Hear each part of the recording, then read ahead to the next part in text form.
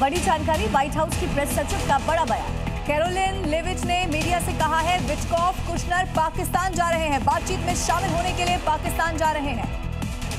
पिछली बार जब बातचीत हुई थी कोई नतीजा नहीं निकला, शर्तें तो अभी भी वही हैं। अंदर खाने कुछ तो बात ऐसी हुई होगी ना कि कौन शर्त को कम कर रहा है या कैसे एक टेबल पर आप बैठ रहे हैं, क्योंकि पिछली बार वहां से अच्छी खबर नहीं आई थी। टर्की के एक पत्रकार ने तो ये तक कहा था कि वहां लात घूसों तक बात पहुंच गई थी। देवनाथ सर। हाँ लवीना, देखो पिछली बार एक छोटा सा माइनर इरिटेंट था। ईरान ने कहा कि हिजबुल्लाह के ऊपर पहले बमबारी बंद करो। इसी बात पर कड़वाहट इतनी फैल गई कि बातचीत कोलैप्स हो गई। इस बार अच्छी बात है कि अमेरिका ने थोड़ा सा होमवर्क करके 2 दिन पहले इजराइल और लेबनान के बीच में एक समझौता करा दिया, जिसमें इजराइल ने कहा है कि वो लेबनान पर बमबारी 3 हफ्ते के लिए नहीं करेगा। हाँ, देखना ये पड़ेगा कि क्या हिजबुल्लाह के ऊपर इजराइल बमबारी करता है अगले दिन हफ्ते तक या नहीं।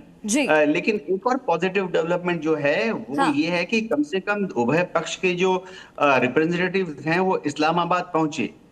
मैं उम्मीद करता हूं कि जब बातचीत एक दिन में थोड़ा आगे डेवलपमेंट होगी और पॉजिटिव वाइब्स निकलेंगी, और जैसे कि जनरल सोई ने बोला, छोटी छोटी चीजों पर एक आध अंडरस्टैंडिंग हो जाए। ठीक है, बहुत ही छोटी सी चीज है। अमेरिका बोल दे कि ठीक है, संभावनाएं हर कोई इस समय तलाश रहा है, ना केवल यूएस बल्कि ईरान की तरफ से भी। और कहा यह भी जा रहा है कि यूएस कहीं ना कहीं एग्जिट पॉइंट चाहता है। बने रहिएगा सर। वही पाकिस्तान में ईरान का प्रतिनिधिमंडल पहुंच रहा है। ईरानी विदेश मंत्री अरागची भी मौजूद रहेंगे। पाकिस्तानी डेलीगेशन से यहां बात होने वाली है, ये बड़ी खबर है। अब दुनिया ऐसे में उम्मीद कर रही है कि जो युद्ध है वो फाइनली शांति की तरफ आगे बढ़ता हुआ इस बातचीत के बाद नजर आएगा। लेकिन संभावना ये भी बनती हुई नजर आती है कि पाकिस्तान की फजीहत हो सकती है, क्योंकि इससे पहले भी पाकिस्तान मीडिएटर की तरह यूएस और ईरान के बीच रहा, लेकिन बातचीत बन नहीं पाई। ऐसे में ये जो दूसरे दौर की बैठक होगी, क्या इससे कोई सोल्यूशन निकलेगा?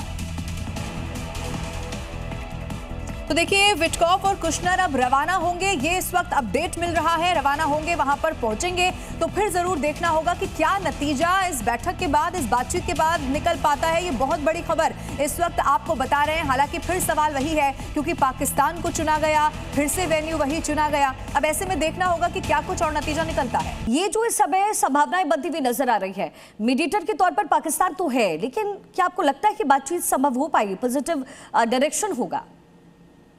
देखिए, ऐसा यहाँ बहुत चीजें निकल के आ रही हैं। दुनिया के अंदर इतना अनसर्टेनिटी, इतना असमंजस है कि क्या होगा। लेकिन पूरी दुनिया चाहती है कि शांति हो, पूरी दुनिया चाहती है कि दोनों में सीज फायर बना रहे, क्योंकि दुनिया को बड़ी तकलीफ हो रही इस समय में, तेल की कमी की वजह से, तेल की बढ़ती कीमतों की वजह से।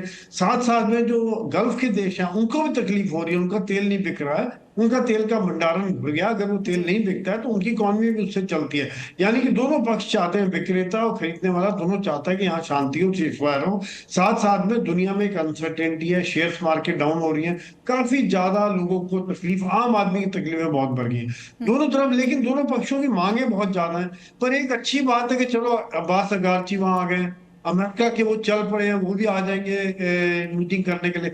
मैं तो देखिए शिखा जी, हमेशा एक पॉजिटिव रखता हूँ अपने आप को, बातें हमेशा पॉजिटिव रहता हूँ कि जरूर बातचीत से कुछ ना कुछ नतीजा निकलना चाहिए। पिछली बार 21 घंटे की बातचीत हुई, कुछ नतीजा नहीं निकला, लेकिन मेरा ये मानना था कि दोनों पक्षों ने कोशिश जरूर की होगी, क्योंकि 21 घंटे तक ऐसे साथ नहीं बैठते। अगर बैठने के बाद नहीं हुआ तो कहीं ना कहीं मेरे हिसाब से मैं चाहता हूं कि एक छोटी सी बात पे मान जाए। मैं ये कहता हूँ छोटी बात हो कि स्ट्रेट ऑफ हॉर्मुज ईरान खोल दे और ब्लॉकेड अमेरिका हटा दे, यहाँ से शुरुआत हो जाए।